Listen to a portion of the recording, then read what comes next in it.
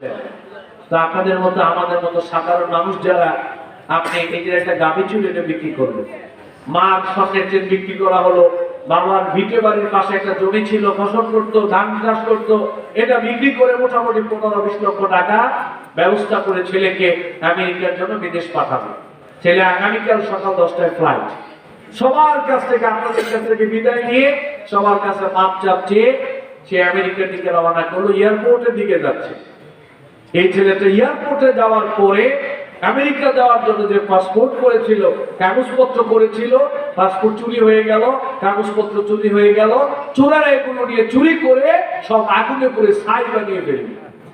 এবার কে লোকটা আমেরিকা যেতে পারবে? আজকে যেতে পারবে না। সে কিন্তু টাকার ব্যবস্থা করেছিল, খেয়াল করেন, সে কিন্তু 20 লক্ষ টাকার ব্যবস্থা করেছিল, টাকা জমা দিয়েছিল, সবার কাছ থেকে বিদায় নিয়ে এয়ারপোর্ট পর্যন্ত গেল, তারপরও সে আমেরিকা যেতে পারবে না। কারণ 20 লক্ষ টাকা দিয়ে সে যা জোগাড় করেছিল, ব্যবস্থা করেছিল, ওইগুলো সে আমেরিকা যাওয়ার আগ পর্যন্ত আবার সংরক্ষণ করতে পারে না। আজকে সে যেতে পারবে না। নতুন করে আবার তাকে কাগজপত্রে যোগান দিতে হবে। এই কথাটা বললাম এই কারণে, ঈমান আনা এবং আমল করা, এই দুইটা কাজ যতটা সহজ, মৃত্যুর আগ পর্যন্ত এই ঈমান এবং আমলের উপরে টিকে থাকা এটা তার চাইতে আরো বেশি কঠিন, তার চাইতে আরো বেশি কঠিন। ঈমান আমল করলাম, আমল করলাম, এই ঈমান এবং আমলকে কবর পর্যন্ত আবার নিয়ে যেতে হবে, মৃত্যু পর্যন্ত এই ঈমান এবং আমলকে আবার ধরে রাখার দরকার আছে না নাই? কোন আছে না নাই? এই জন্য ঈমান আনলাম, আমল করলাম, মৃত্যুর আগ পর্যন্ত যদি এই ঈমান এবং আমলকে ধরে রাখতে পারি, আল্লাহ তাআলা বলেছে তোদের জন্য রয়েছে জান্নাত। সুবহানাল্লাহ। তোদেরকে জান্নাত দান করব, আর কারে দিব? তোদেরকেই দিব আমি জান্নাত। খালি ঈমান আর আমল নিয়ে মত ভাই সব। আমরা একটা কথা সবাই বলি, স্বাধীনতা অর্জন করা আর রক্ষা করার মধ্যে একটু পার্থক্য আছে। স্বাধীনতা আমরা অর্জন করলাম অসংখ্য মানুষের প্রাণের বিনিময়ে, পরিশ্রমের বিনিময়ে, আল্লাহ তাআলার পক্ষ থেকে আমরা স্বাধীনতা পাইলাম। এবার স্বাধীনতা অর্জন করা যতটা সহজ, এটা রক্ষা করা তার চেয়ে আরো বেশি কঠিন। ঈমান এবং আমলকে আনা, ঈমান এবং আমলের উপর টিকে থাকা, এটা কঠিন কাজ। কেন বললাম কথাগুলো এখনই বুঝতে পারবেন। ঈমান আর আমল আর জান্নাত, তিনটা কথা আল্লাহ তাআলা পাশাপাশি বলেছেন। আল্লাহ বলছেন ঈমান আনো, আমল করো, জান্নাতে চলে যাও। শুরু করেন ঈমান দিয়া। শুরু করেন কি দিয়া? ঈমান দিয়া। 1 নম্বরে বলেন ঈমান, 2 নম্বরে বললেন আমল, 3 নম্বরে পুরস্কার হিসেবে বললেন জান্নাত। ঈমান আনো, আমল করো, আর সোজা জান্নাতে চলে যাও। এবার আপনারা একটু কত ভাই, আগে ঈমান না আগে আমল? আপনি একটু বলেন, সবাই বলেন, আগে ঈমান না আগে আমল? বলেন আগে কি? আগে ঈমান। কারণ ঈমান ছাড়া আবার কোন আমল আল্লাহ তাআলার দরবারে কবুল হবে না। ঈমান ছাড়া আমল কবুল হয় না, আর ঈমান আমল ছাড়া জান্নাতেও যাওয়া যাবে না। আল্লাহ শুরু করলেন ঈমান দিয়া। আপনি পবিত্র কোরআন কারীমে যত জায়গায় আল্লাহ রাব্বুল আলামিন এইভাবে কথা বলেছেন, শুরু করেছেন ঈমান দিয়া। অসংখ্য জায়গায় আল্লাহ বলছে ঈমান আনো, আমলে সালেহ করো, জান্নাতে চলে যাও। শুরু করছে ঈমান দিয়া।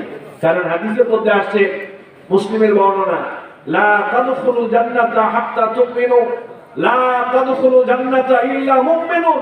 আল্লাহ নবী বলছে মুমিন ছাড়া, ঈমানদার ছাড়া কেউ জান্নাতে যেতে পারবে না। ঈমান লাগবে। ঈমান ছাড়া আমল কবুল হয় না, ঈমান ছাড়া জান্নাতেও যাওয়া যায় না। আচ্ছা, আল্লাহ তাআলা আগে ঈমানের কথা বললেন কেন? এখানে একটা বুঝার ব্যাপার আছে। খুব সহজে গণিতের ভাষায় বোঝাবো, তাহলে একবার বুঝতে পারবেন। আল্লাহ তাআলা ঈমানের কথা বলেন কেন?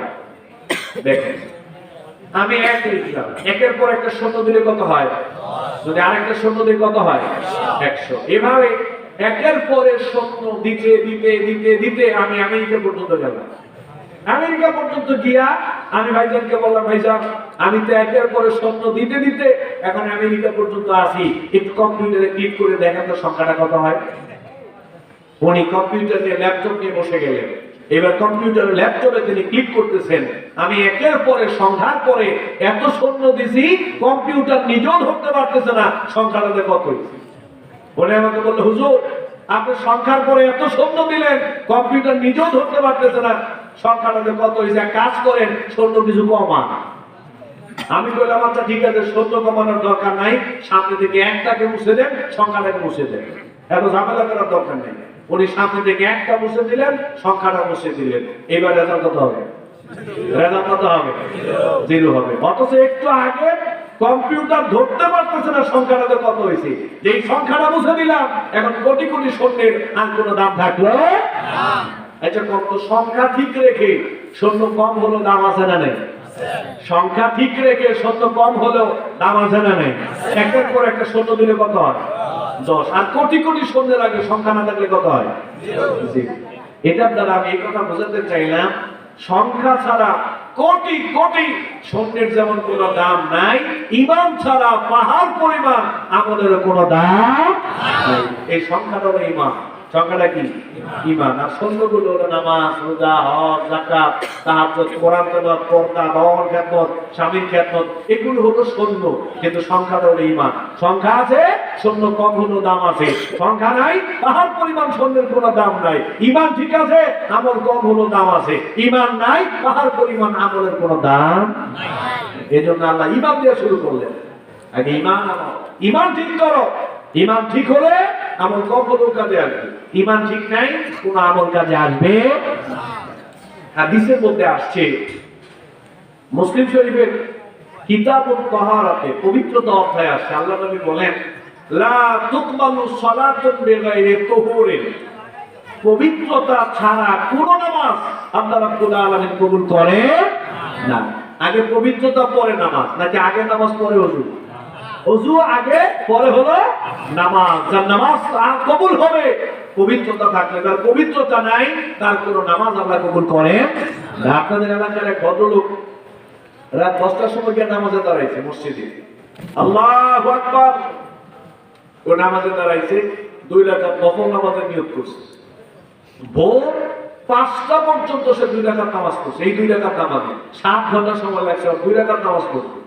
লম্বা কেরাত করেছে, লম্বা রুকু দিয়েছে, সেজদা দিয়েছে, সেজদার মধ্যে কেঁদেছে। 2 রাকাত নামাজ পড়তে সময় লেগেছে 7 ঘন্টা। এত লম্বা নামাজ পড়েছে 2 রাকাত। আসসালামু আলাইকুম ওয়া রাহমাতুল্লাহ, আসসালামু আলাইকুম ওয়া রাহমাতুল্লাহ, সালাম ফিরিয়ে মনের মধ্যে একটা প্রশান্তি ফিল করলেন। সেই তো অনেকদিন পরে মনের মাধুরী মিশিয়ে 2 রাকাত নামাজ পড়লাম। খুশি আছে না নাই? তৃপ্তি আছে না নাই? ও তৃপ্তি ফিল করছে, মনে আনন্দ ফিল করছে। মসজিদ থেকে বের হয়ে বাড়ির দিকে রওনা করল। ও যখন বাড়িতে গেল, বাড়িতে গিয়ে চোখের উপরে বসার পরে হঠাৎ মনে হলো, আরে আমি যে 2 রাকাত নামাজ পড়লাম 7 ঘন্টা সময় নিয়ে, আমার তো ওযুই ছিল না। কি ছিল না? ওযুই ছিল না। এবার আপনারা কোন নামাজ হইব? নামাজ কবুল হবে? লা তুকবালু সালাতুন বিগাইরি তুহুরিন, আল্লাহ নবী বলেন পবিত্রতা ছাড়া কোন নামাজ আল্লাহ কবুল করে না। 7 ঘন্টার নামাজ 100 ঘন্টার নামাজ এটা আল্লাহ দেখার বিষয় না। পবিত্রতা আছে, নামাজ কবুল হবে। পবিত্রতা নাই, নামাজ কবুল হবে না। আল্লাহ তাআলার বক্তব্য হলো ঈমান আছে, আমল কবুল হবে। ঈমান নাই, আমল কবুল হবে না। এইজন্য ঈমান। আপনারা একটু সবাই বলেন তো, এই কিশোরগঞ্জ আলহামদুলিল্লাহ খুব ভালো লাগলো আসলাম। এই যে আমরা প্রত্যন্ত অঞ্চলে অবস্থান করি, শহরের মানুষ থেকে অনেক সুযোগ সুবিধা থেকে আমরা বঞ্চিত আছি। তারপরও আমি মনে করি যে আপনারা এই বিষয়গুলো সম্পর্কে জানেন। ওযু ভঙ্গের কিছু কারণ আছে না? জানেন না আপনারা যে এই কাজগুলো করলে ওযু নষ্ট হয়ে যায়? সমাজের সবাই কিন্তু জানে। এক ভদ্রলোক ওযু করতেছে, আমরা 10-20 জন লোক দাঁড়ানো ওযু করতেছি। ওযু কইলেও মসজিদের দিকে যাবে, মসজিদে ঢোকার আগে খুব জোরে পিছনের রাস্তা দিয়ে একটা বায়ু দূষণ করবে। ওযু আছে না না? হে দেখি বায়ু দূষণ হওয়ার পর সোজা মসজিদে যাচ্ছে। আমরা বলি ওই মিয়া কই যান, ওযু কইরা যান। ওযু না মাত্র করলাম, আবার কে ওযু করব? আমরা বললাম আরে ভাই ওযু করছেন ঠিক আছে, কিন্তু ওযু করার পরে এমন অঘটন ঘটাইছেন, ওযু তো চলে গেছে। তাই নাকি? তাই নাকি? বায়ু দূষণ হলে কি ওযু চলে যায়? এই যে আপনারা কম তো, বায়ু দূষণ হলে ওযু চলে যায়, এটা সে জানুক আর না জানুক, আমরা জানি আর ওযু আছে না নাই? সে যতক্ষণ নতুন করে আবার ওযু না করবে, সে নামাজ পড়লে তার নামাজ হবে না। ওযু ভঙ্গের কিছু কারণ আছে, সিয়াম ভঙ্গের কিছু কারণ আছে। এই যে রমাদান মাস আসতেছে, রোজা ভঙ্গের কারণ আছে না? আমরা অনেকেই জানি রোজা ভঙ্গের কারণ আছে। রোজা অবস্থায় যদি রোজা ভঙ্গের কোনো কারণের সাথে কেউ জড়িয়ে যায়, রোজা থাকে না, চলে যায়। এই জন্য দেখবেন ভঙ্গের হুজুর রোজা থেকে কি ইনজেকশন নেওয়া যাবে, হুজুর রোজা থেকে কি রক্ত দেওয়া যাবে, হুজুর রোজা থেকে কি ইনহেলার নেওয়া যাবে, অনেকে প্রশ্ন করে না। তার মানে কোন কোন কাজ করলে রোজা চলে যায় এই ব্যাপারে আমরা সচেতন। নামাজ ভঙ্গের কিছু কারণ আছে। আমরা যখন নামাজে দাঁড়াই আমাদের নরসিংদীতে জামিয়া কাছে নিয়ে আমার এক বড় ভাই আমাকে বললেন যে এক ভদ্রলোক আজকে মাগরিবের পরে দেখলাম সুন্নত করতেছে, ফরজ নামাজের সালাত বিরানোর পরে সুন্নতে দাঁড়াইছে। তো উনি নামাজে দাঁড়াইছে, আল্লাহু আকবার, নামাজ পড়বেন। নামাজে দাঁড়ানোর পরে ভদ্রলোকের মোবাইলে কল আসছে, সাইলেন্ট করে নেন। তো নামাজে দাঁড়ানো অবস্থায় যখন কল আসছে, উনি নামাজে দাঁড়ায় থাইকে এই প্যান্টের পকেট থেকে মোবাইল বাইর করছে, বাইর করে রিসিভ করে, তো আমি নামাজে আছি এই কথা বলে আমার আগে হে মনে করছে নামাজ তো পড়তেছি, এখন ফোন জরুরি আসছে, ওরা থামায়। উনি এটা বুঝেই নাই যে নামাজের দ্বারা এক কথা বলে নামাজ নষ্ট হয়ে যায়। উনি এটা জানে, উনি জানুক আর না জানুক, নামাজ আজানের রাতে নামাজ বাতিল হয়ে যায়। বিশ্বাস করে ভাই সব, আপনি আহলে হাদিস বলেন, হানাফি বলেন, তাবলীগ বলেন, জামাত ইসলাম বলেন, চরমনাই বলেন, সুন্নি বলেন, সমস্ত ব্লকের ওলামায়ে কেরাম ঐক্যমত পোষণ করেছেন ওযু ভঙ্গের যেমন কিছু কারণ আছে, সিয়াম ভঙ্গের যেমন কিছু কারণ আছে, সালাত ভঙ্গের যেমন কিছু কারণ আছে, ঈমান ভঙ্গেরও কিছু কারণ আছে। এমন কিছু কাজ আছে, এমন কিছু কাজ আছে যেই কাজের সাথে যদি কেউ জড়িয়ে যায় ও আর মুসলমান থাকে না, অমুসলিম হয়ে যায়, ইসলাম থেকে বের হয়ে যায়, ওর ঈমান বাতিল হয়ে যায়, ৮০ বছর ৯০ বছর ইবাদত আল্লাহ তাআলা বাতিল করে দেন। এমন কিছু কারণ আছে, কিন্তু আমরা জানি না, জানি না। ওযু ভঙ্গের কারণ জানি বিদায় ওযু চলে গেলে বুঝি, যেই বুঝি আমার ওযুটা চলে গেল। সিয়াম ভঙ্গের কারণ জানি বিদায় বুঝি, আমার সিয়ামটা চলে গেছে। নামাজ ভঙ্গের কারণ জানি বিদায় বুঝি, নামাজ চলে গেছে। কিন্তু ঈমান ভঙ্গের কারণগুলো জানি না বিদায় বুঝি না, কখন যে আমার ঈমান চলে গেল। ওলামায়ে কেরাম বলেছেন ন্যূনতম 10টা কারণ আছে। কয়টা? সবাই কোন কয়টা? ন্যূনতম 10টা কারণ আছে। এই 10টা কারণের কোন একটার সাথে যদি কোনো মুসলমানের সম্পৃক্ততা থাকে, ওর ঈমান বাতিল হয়ে যায়, ওর আমল নষ্ট হয়ে যায়, ও ইসলাম থেকে বের হয়ে যায়, ও মুসলিম থাকতে পারে না, নতুন করে তাকে আবার মুসলমান হতে হয়। আপনারা জানেন এগুলা? অনেকে জানেন না, অনেকে জানেন না। এক ভদ্রলোককে বললাম যে ভাই পানিটা একটু খান। ওনার দেওয়ার পর উনি পানি খাইছেন, পানি খাওয়ার কিছুক্ষণ পরে মারা গেছে। তো মারা যাওয়ার পরে মাহফিল কমিটি বললো যে হুজুর ওখানে কি খাওয়াইলো, মারা গেল তো? আমরা তো দেখলাম পানি খাওয়াইলো। তো পানি খেলে তো মানুষটা মারা যাওয়ার কথা না। হুজুরকে জিজ্ঞেস করো তো পানি খেতে বিষ টিষ ছিল কিনা। আমাকে বললো হুজুর আপনি যে লোকটাকে পানি খাওয়াইছিলেন ও তো মারা গেছে, পানির সাথে কি বিষ ছিল কিনা? আমি বললাম তো একটু বিষও দিছিলাম, একটু বিষও দিছিলাম, বিষ খেয়ে উনি মারা গেছে। যে লোকটা বিষ খেয়ে মারা গেছে উনি কিন্তু বিষ জেনে খায় নাই, কি জেনে খাইছে? পানি জেনে খাইছে। উনি যদি জানতো এটার মধ্যে বিষ আছে, জীবন চলে গেল, তিনি সেটা খেতেন। এই দ্বারা, এই উদাহরণের দ্বারা আমি এটা বোঝাতে চাচ্ছি, বিষ মানুষ জেনে খাইলেও মরে, না জেনে খাইলেও মরে। ঈমান ভঙ্গের কারণগুলো এত মারাত্মক, মানুষ এগুলোতে জড়িয়ে গেলেই মানুষের ঈমান চলে যায়, নষ্ট হয়ে যায়। এই জন্য আপনারা একটু আওয়াজ দিয়ে বলেন সর্বনিম্ন ঈমান ভঙ্গের কারণ কয়টা? সবাই বলেন কয়টা? আরো জোরে কয়টা? অনেকে বলতে চায় না, মুখস্থ করেন। ঈমান ভঙ্গের কারণ কয়টা? 10টা। মনে থাকবো তো আজকে? মাশাআল্লাহ। এইবার আমি এখান থেকে চলে যাওয়ার পরে মসজিদের ইমাম, খতিব, আপনাদের প্রত্যেকের মসজিদের খতিব সাহেব যারা, ওনাদেরকে বলবেন হুজুর কি করলে মানুষের ঈমান চলে যায়, কি করলে মানুষ ইসলাম থেকে বের হয়ে যায়, কি করলে মানুষের আমল নষ্ট হয়ে যায়, এগুলো আমাদেরকে অক্ষরে অক্ষরে ভেঙে ভেঙে আলোচনা করে আমাদেরকে শিখাইয়া দেন। তাহলে দেখবেন আপনারা অনেক বেশি উপকৃত হবেন। আমি সংক্ষিপ্ত আকারে 10টা কারণ বলেই চলে যাব। 1 নাম্বার, কয় নাম্বার? 1 নাম্বার, মানুষের ঈমান নষ্ট হয়ে যাওয়া, ইসলাম থেকে বের হয়ে যাওয়ার 1 নাম্বার কারণ হলো যেই সমস্ত মুসলমান পুরুষ, মুসলিমা নারী ঈমান থাকার পরেও আল্লাহ তাআলার সাথে শরীক করে, অংশীদার করে, ওই মানুষটার ঈমান চলে যায়। যেই মুসলমান পুরুষ এবং মুসলিমা নারী নিজেকে মুসলমান মনে করার পরেও আল্লাহ তাআলার সাথে শরীক করে, অংশীদার করে, সমস্ত উলামায়ে কেরাম একমত আল্লাহ তাআলার কোরআন বলে ওই মানুষটার ঈমান আর থাকে না, ও মুসলিম থাকতে পারে না, ও অমুসলিম হয়ে যায়, ইসলাম থেকে বের হয়ে যায়। নতুন করে আবার তাকে কালেমা পড়ে মুসলমান হতে হবে। তাহলে ঈমান ভঙ্গের এক নম্বর হলো আল্লাহর সাথে কি করা? সবাই কোন কি করা? যারা আল্লাহর সাথে শরীক করে, অংশীদার করে, তাদের ঈমান চলে যায়। এটা মারাত্মক গুনাহের কাজ, মারাত্মক গুনাহের কাজ। আল্লাহ রাব্বুল আলামিন এই শিরকের গুনাহ মাফ করেন না। আমাদের যত গুনাহ আছে ইচ্ছে করলে আল্লাহ তাআলা মাফ করে দিতে পারেন, কিন্তু শিরক করে তাওবা ছাড়া কোন মানুষ যদি মারা যায়, আল্লাহ তাআলা বলেন এই শিরকের অপরাধ আমি আল্লাহ তাআলা মাফ করব।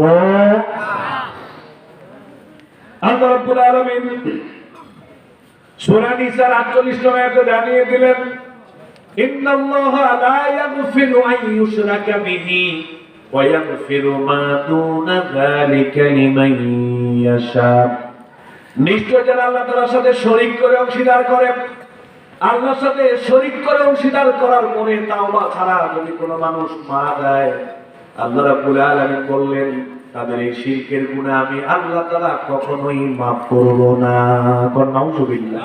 শিরকের অপরাধ আমি আল্লাহ তাআলা কখনোই মাফ করব না। এছাড়া যত গুনাহ ইচ্ছে করলে মাফ করে দিতে পারি, আবার নাও করতে পারি, তবে শিরকের গুনাহ তাওবা ছাড়া আমি আল্লাহ রাব্বুল আলামিন মাফ করব না। আমাদের সমাজে অনেক মানুষ আছে, বড় বড় রাজনৈতিক ব্যক্তি, শিল্পপতি, সারা জীবন শিরকি চিন্তা, শিরকি চেতনা, শিরকি দর্শন, শিরকি মতাদর্শ, শিরকি আদর্শ, শিরকি আকীদার উপরে জীবন যাপন করেছে। তিনি যখন মারা যাবে তখন আমরা বলি তাড়াতাড়ি হুজুর লই যায়, তাড়াতাড়ি পীর সাহেব লই যায়, অমুক সাহেব মারা যাচ্ছে, তাওবা করাইতে হবে। আমাদের দেশের মধ্যে হুজুর আমরা তাওবা করাই, আল্লাহ তাআলা বলেছে তাওবা কর, আর আমরা তাওবা করাই। আল্লাহ বলেছে তাওবা কর, আমরা তাওবা করাই। তাওবা করা আর পড়ানোর মধ্যে একটা পার্থক্য আছে, কইলেই বুঝতে পারবেন। কেমনে? আপনাদের ইউনিয়নের একটা যুবক ছেলে আপনাদের ইউনিয়নের চেয়ারম্যানের সাথে খুব খারাপ আচরণ করল, খারাপ আচরণ করেও বাড়িতে চলে গেল। বাড়িতে চলে যাওয়ার পর ওর কাছে খুব খারাপ লাগতেছে, আরে চেয়ারম্যানের সাথে আমি খারাপ আচরণ করলাম, আমার কাজটা ঠিক হয় নাই। সে মনে মনে লজ্জিত, মনে মনে অনুতপ্ত, অনুশোচিত, সে আবার চেয়ারম্যানের বাড়িতে গেছে। বাড়িতে গিয়ে চেয়ারম্যান সাহেব, আপনার সাথে বেয়াদবি করাটা আমার ঠিক হয় নাই, আমি সত্যি লজ্জিত, অনুতপ্ত, মেহরবানি করে আপনাকে মাফ করে দেন। চেয়ারম্যান বললে আচ্ছা ঠিক আছে, তুমি যেহেতু তোমার ভুল বুঝতে পেরেছো, যাও আমি তোমাকে মাফ করে দিলাম। পরের দিন আরেকটা যুবক আপনাদের চেয়ারম্যানের সাথে খারাপ আচরণ করল, খারাপ আচরণ করে বাড়িতে চলে গেছে। এই খবর চলে গেছে এমপি সাহেবের কাছে। এমপি সাহেবের যুবককে তার বাড়িতে ডেকে নিল, নিয়ে বললো বেটা শুনলাম চেয়ারম্যানের সাথে তুমি নাকি খারাপ আচরণ করলাম। বললাম হ্যাঁ আমার সাথে খুব ঝগড়া হয়েছে, খুব খারাপ আচরণ করছে। এমপি সাহেব কোনো কাজটা ঠিক করো নাই, এখন চেয়ারম্যানের কাছে মাপ চাইবে, প্রায় মাপ চাইতে পারবো। এমপি সাহেব বললো বেটা মাপ তোকে চাইতেই হবে।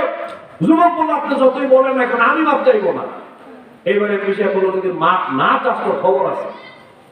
এমপি সাহেবের ঠেলাই ঘটে যুবক গেছে চেয়ারম্যানের বাড়ি, বাড়ির গিয়ে গেটের কাছে দাঁড়ায় কয় চেয়ারম্যান সাহেব মাফ করে দেন। গেটের কাছে দাঁড়ায় কয় চেয়ারম্যান সাহেব মাফ করে দেন। আগের দিনের যুবকের তাওবা আর পরের দিনের যুবকের তাওবার মধ্যে একটা পার্থক্য পাইছেন না? আগের দিনের যুবক অন্যায় করার পরে সে বুঝতে পেরেছে, লজ্জিত হয়েছে, অনুতপ্ত হয়েছে, আবার নিজে নিজে গিয়া মাপ চাইছে। আর পরের দিনের যুবক অন্যায় করার পরে সে বুঝতে পারে নাই, লজ্জিত হয় নাই, অনুতপ্ত হয় নাই, মন থেকে মাপ চায় নাই, এমপি সাহেবের ঠেলাই হইয়া গিয়া মাপ চাইছে। আগের দিনের যুবকটা নিজে নিজে তাওবা করছে, পরের দিনের যুবকটারে এমপি সাহেব তাওবা পড়াইছে। দুইটা কি এক? আমি গুনাহ করলাম, আমি অন্যায় করলাম, তাওবা মানে কি? গুনাহ করার পরে মনে একটা লজ্জিত ভাব আসবে, আপনি অনুতপ্ত হবেন, লজ্জিত হবেন, ওযু করে 2 রাকাত নামাজে সিজদায় পড়ে তাহাজ্জুদের সময় আল্লাহকে বলবেন আল্লাহ আজকে ফজরের নামাজ কাজা হয়ে গেছে, ভুল হয়ে গেছে, আল্লাহ মাফ করে দেন। আল্লাহ আজকে একটা মেয়ের দিকে খারাপ নজর পড়ে গেছে, আল্লাহ আমার ভুল হয়ে গেছে, আমি সত্যি লজ্জিত, আল্লাহ আমি অনুতপ্ত, আল্লাহ আপনি আমাকে মাফ করে দেন। এই অপরাধ আমি আর করবো না। এর নাম তাওবা। এর নাম কি? আর লোকটা মারা যাবে, জায়গায় অবস্থা হুজুরে কে বলতেছে কোন আস্তাগফিরুল্লাহ, কোন আস্তাগফিরুল্লাহ, কোন আস্তাগফিরুল্লাহ, কিয়ামত পর্যন্ত আস্তাগফিরুল্লাহ পড়াইতে পারবেন, আল্লাহকে আমি মাফ করব না। এর নাম তাওবা। বাংলাদেশের মানুষ সমানে শিরক করতেছে। এখন এদেশের মাটিতে নাকি 95% মুসলমান অবস্থান করে, 95% মুসলমান অবস্থান করে, এই কথা সত্য। কিন্তু কোরআন হাদিস দিয়ে বিচার বিশ্লেষণ করলে 95% মুসলমানদের দূরের কথা 50% টিকে কিনা আমার সন্দেহ আছে। সিংহভাগ মুসলমান আল্লাহর সাথে শরীক করতেছে, সিংহভাগ মুসলমান। মানুষ আল্লাহর সাথে শরীক করতেছে, আমার দিকে তাকিয়ে থাকে, আল্লাহর সাথে শরীক করতেছে, দেখবেন হাতের মধ্যে লাল সুতা পাবে। কিরে লাল সুতা পাচ্ছিস কেন? এটা বাবাই দিছে, এটা বলে নাকি সন্তান দেবে। আচ্ছা এরকম সন্তান কে দেয়? বিশেষ করেন তো সন্তান আল্লাহ দেয়, এটা ইমান। কিন্তু লাল সুতা হলুদ সুতা হাতের মধ্যে পড়লে সন্তান হবে, এটাই শিরিক। এটা করলে মানুষ বসে হয়ে যায়। হাতের মধ্যে টাকা পরে, পাথরের আংটি পরে, অষ্টধাতুর আংটি পরে, কবরের মাজারে গরু ছাগল মান্নত করে, মৃত ব্যক্তির কাছে গিয়ে প্রার্থনা করে, আছে না নাই? সমানে মানুষ শিরিক করতেছে। বাবার কাছে গিয়ে প্রার্থনা করে সন্তান চায়, বাবার কাছে গিয়ে ব্যবসায় বরকত চায়, বাবার কাছে গিয়ে বিদেশ দেখতে চায়, বাবার কাছে গিয়ে রেজাল্ট ভালো করতে চায়, আছে না নাই? সমানে চলতেছে শিরকের আখড়া। দেখা না দামি দামি গরু ছাগল কবরে মাজারে দিয়ে আসতেছে সন্তান পাওয়ার আশায়। নাউযুবিল্লাহি মিন যালিক। মানুষ শরীক করতেছে সূর্যকে কেন্দ্র করে, চন্দ্রকে কেন্দ্র করে, বৃক্ষকে কেন্দ্র করে। মানুষ বর্তমান সময়ে শরীক করতেছে মানুষের মূর্তি বানায়া, ঠিক কিনা কম? মূর্তি বানায়া এখন সম্মান করতেছে মূর্তিদেরকে। মানুষ শরীক করতেছে আলেম ওলামাদেরকে কেন্দ্র করে, মানুষ শরীক করতেছে পীর বুজুর্গদেরকে কেন্দ্র করে, মানুষ শরীক করতেছে নেতা নেত্রীদেরকে কেন্দ্র করে, রাজনৈতিক ব্যক্তিদেরকে কেন্দ্র করে। মানুষ শরীক করতেছে আল্লাহর আইন বাদ দিয়া নিজের আইন বানায়, ঠিক কিনা কম? মানুষ সমানে মুশরিক হয়ে যাচ্ছে। শিরিক করলে মানুষ ইমানদার থাকতে পারে না, শিরিক করলে মানুষের ইমান থাকে না, ইমান চলে যায়। এবার আপনারা কোন এই যে কত দিক বললাম, এই দিক দিয়ে বর্তমানে বাংলাদেশে শিরিক আছে না নাই? এই যে আমাদের ওয়াইস খুব জনপ্রিয় ওয়াইস, অনলাইনে দেখলাম বলতেছে আল্লাহ তাআলার ধন আল্লাহ রাসূলকে দিয়া আমরা নাকি গায়েব হয়ে গেছে। ওয়াইস বলতেছে আপনারা নাউযুবিল্লাহ কও, ওইখানে মুসলিমরা কয় সুবহানাল্লাহ, আপনারা তো নাউযুবিল্লাহ হেরা কয় সুবহানাল্লাহ। হাজার হাজার শ্রোতার সামনে বলতেছে আল্লাহ তাআলার ধন আল্লাহ রাসূলকে দিয়ে আল্লাহ গায়েব হয়ে গেছে। গায়েব হয়ে গেছে তো আল্লাহ গেল কই? অথচ আল্লাহ তাআলার বক্তব্য তোমরা যেখানেই থাকো না কেন, আমি আল্লাহ তাআলা আরশ আজিমের উপরে থেকে আমি তোমাদেরকে দেখতে পাই, তোমাদের পর্যবেক্ষণ করি, তোমাদের কথা শুনতে পাই, তোমরা মনে মনে যা কল্পনা করো সেটাও আমি আল্লাহ তাআলা ধরতে পারি। সুবহানাল্লাহ। মনে মনে যা কল্পনা করো এটা আমি জানি।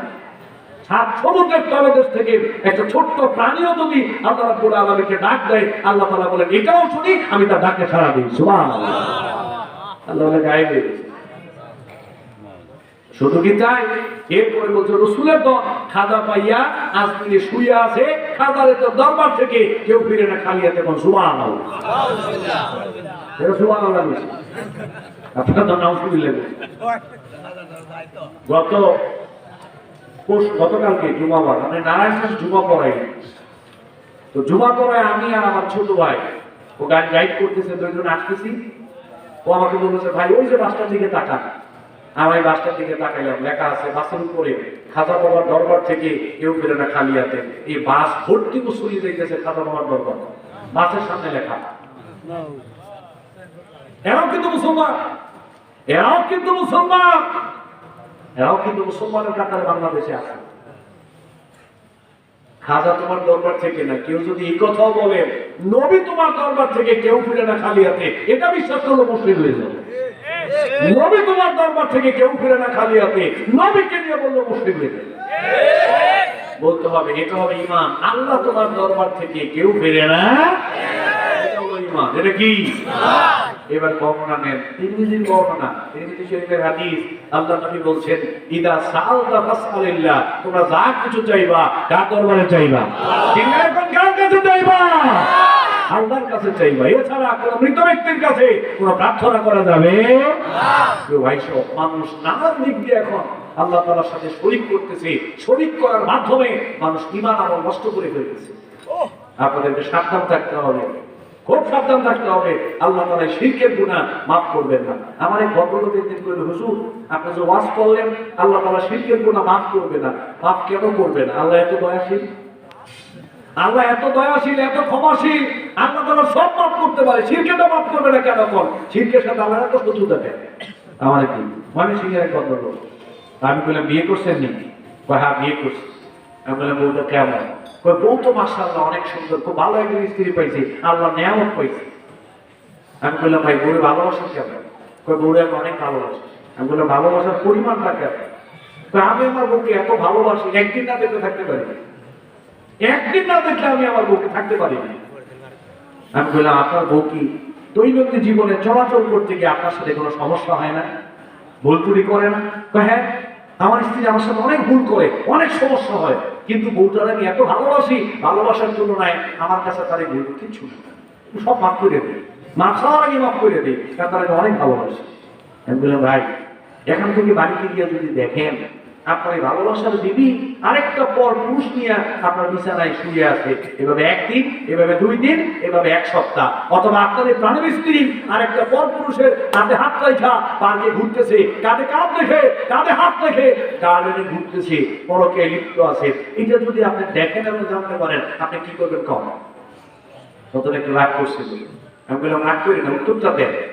পরে বলল হুজুর দেখেন বউর জন্য আমি এত কিছু করি, বউকে এত মহব্বত করি, এত ভালোবাসি, তার কত ভুল আমি মাফ করে দেই, এরপরেও যদি আমার এই প্রাণের স্ত্রী আমার হকটা আমাকে না দিয়া কোন পরপুরুষকে দিতে পারে, এই বউ আমি আর রাখতাম না, এই বউ আমি আর রাখতাম না। আমি কইলাম আপনি তো কইলে একদিন না দেখলে থাকতে পারেন না, তো বউ ছেড়ে দিলে থাকবেন কেমন? হুজুর ওইটা তো তখন যখন সে আমার বউ ছিল, যখন আমি তাকে ছেড়ে দেব তখন সে আমার বউ থাকবে। আমি বললাম প্রিয় ভাই শোনেন, প্রাণের বিবিকে কত গুণা মাফ করে দেন, বিবির জন্য আপনি কত কিছু করেন, সব কিছু ঠিক রেখে বিবির সাথে আপনি জীবন যাপন করেন, আপনার এই প্রাণের বিবি আপনার সাথে এমন একটা গুনাহ করলো, এমন একটা অপরাধ করলো, যে গুনাহটা আপনি আপনার বিবিকেও মাফ করতে পারলেন না। সে আমাকে বলল হুজুর বউয়ের সমস্ত গুনাহ আমি মাফ করে দিতে পারি, বউয়ের সমস্ত ভুল ত্রুটি আমি মাফ করে দিতে পারি, কিন্তু বউকে এত ভালোবাসার পরেও যদি আমার বউ আমার হকটা আমাকে না দিয়ে কোনো পর পুরুষকে দেয়, এই পৃথিবীতে এমন কোন স্বামী খুঁজে পাওয়া যাবে না যেই স্বামী এই গুনাহটাকে মাফ করে দিতে পারে, ঠিক কিনা? আল্লাহ রাব্বুল আলামিনের বক্তব্য হলো পৃথিবীর মানুষ শুনে রাখো, আসমানটা আমি বানাইলাম তোমাদের জন্য, জমিনটাকে বিছিয়ে দিলাম তোমাদের জন্য, চন্দ্র সূর্য তোমাদের জন্য, বাতাসটাও দিলাম তোমাদের জন্য, রাত্রিটা দিলাম তোমাদের জন্য, আলোটাও দিলাম তোমাদের জন্য, 3.5 হাত বডিটা সুন্দর করে বানালাম, 60-70 বছর হায়াত দিলাম, রিজিকের দায়িত্বটা আমি আল্লাহ তাআলা নিলাম, তোমাদের কোনো অসুবিধা হলে আমি আল্লাহ তাআলা দূর করে দেই, কোনো বিপদে পড়লে বিপদ থেকে আমি উদ্ধার করে দেই, সব কিছু যে আল্লাহ তাআলা করি, তারপরেও কত গুনাহ করো, ওই গুনাহ আমি আল্লাহ তাআলা এমনিতেই মাফ করে দেই।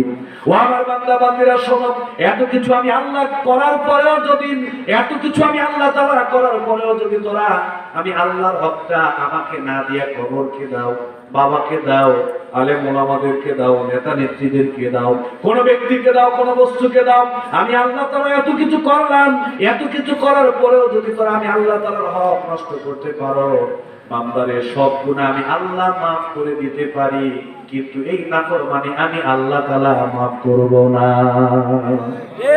আনতাজালা লিল্লাহি নিদ্দান ওয়া খালাকা, আল্লাহ নবী বলছে আনতাজালা লিল্লাহি নিদ্দান ওয়া হুয়া খালাকা, যে আল্লাহ তোরে বানাইলো, এত সুন্দর করে বানাইলো, কপালটা আল্লাহ তোরে এত সুন্দর করে দিল, আল্লাহকে সিজদা করার জন্য তুই কত বড় নাফরমান, আল্লাহর দেয়া কপাল দিয়ে বাবাকে তুই সিজদা করছিস, সিজদা কর, কবরে সিজদা করছস, মাদারে সিজদা করা শুরু করেছস, বাবাকে সিজদা করস, বাপ সে কপাল কি বাবাই দিয়েছে?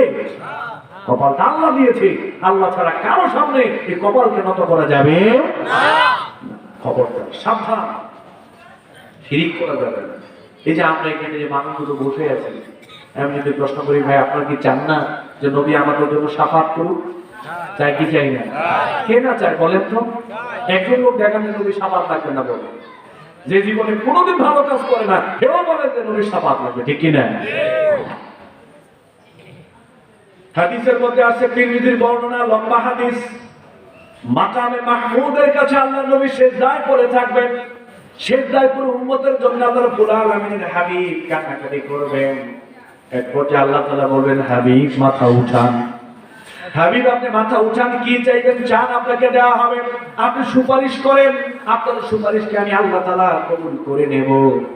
এরপরে আল্লাহর নবী মাথা উঠাবেন, মাথা উঠে আল্লাহ তাআলার প্রশংসা করবেন, আল্লাহর প্রশংসা করে বলবে রব্বুল আলামিন, আমার দিকে তাকান একটু সবাই।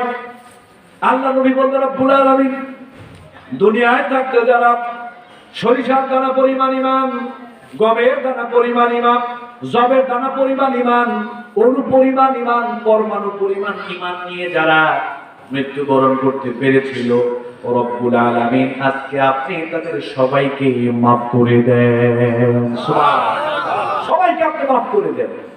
আল্লাহ তাআলা বললেন, নবী শোনেন, সরিষার দানা পরিমাণ ঈমান, গমের দানা পরিমাণ ঈমান, জবের দানা পরিমাণ ঈমান, অণু পরিমাণ ঈমান, পরমাণু পরিমাণ ঈমান নিয়ে যারা মৃত্যুবরণ করতে পেরেছিল, যার আজকে আমি তাদের সবাইকে মাফ করে দিলাম। আপনি সবাইকে জাহান্নাম থেকে বের করে জান্নাতে নিয়ে যান। সুবহানাল্লাহ, মাফ করে দিলাম, বের করে ওদেরকে জাহান্নাম থেকে বেছে বেছে বের করে আপনি জান্নাতে নিয়ে যান। নবী জান্নাতে নিয়ে যাবেন। আমার নবী সেজদায় পড়ে যাবেন, কান্নাকাটি করবেন। আল্লাহ তাআলা বলবে, হাবিব মাথা উঠান, কি চাইবেন চান আপনাকে দেওয়া হবে। আপনি সুপারিশ করেন, সুপারিশকে আমি আল্লাহ তাআলা কবুল করে নেব। এবার আল্লাহ নবীর মাথা উঠিয়ে আল্লাহর প্রশংসা করবেন। আল্লাহর প্রশংসা করে বলবেন, রব্বুল আলামিন, দুনিয়ায় থাকতে যারা শুধুমাত্র লা ইলাহা ইল্লাল্লাহ এই কালেমার উপর ঈমান রেখে যারা মৃত্যুবরণ করতে পেরেছিল, আল্লাহ গো মেহেরবানি করে দয়া করে আমার ওই সমস্ত উম্মতদেরকেও আজকে মাফ করে দেন। সুবহানাল্লাহ, ওদেরকে মাফ করে দেন। আল্লাহ তাআলা বললেন, নবী এটা আপনার ব্যাপার নয়, এটা আমি আল্লাহ তাআলার ব্যাপার। আমি আল্লাহ রাব্বুল আলামিন আমার ইজ্জতের কসম করে বলছি, যারা শুধুমাত্র লা ইলাহা ইল্লাল্লাহ এই কালেমার উপরে ঈমান রেখে যারা মৃত্যুবরণ করতে পেরেছিল, আমি আল্লাহ তাআলা তাদের সবাইকে আজকে মাফ করে দিলাম। আপনি সবাইকে জাহান্নাম থেকে বের করে জান্নাতে নিয়ে যান। সুবহানাল্লাহ, যা মাফ করে দিলাম, এদেরকে জাহান্নাম থেকে বের করে জান্নাতে নিয়ে যান। নবী শাফাআতের মাধ্যমে আল্লাহ তাআলা একদিন না একদিন আমাদেরকে জান্নাত দিবেন। এবার দেখেন নবী কত কঠিন কথা বলেছেন। আমার উম্মতেরা শুনে রাখো, সরিষার দানা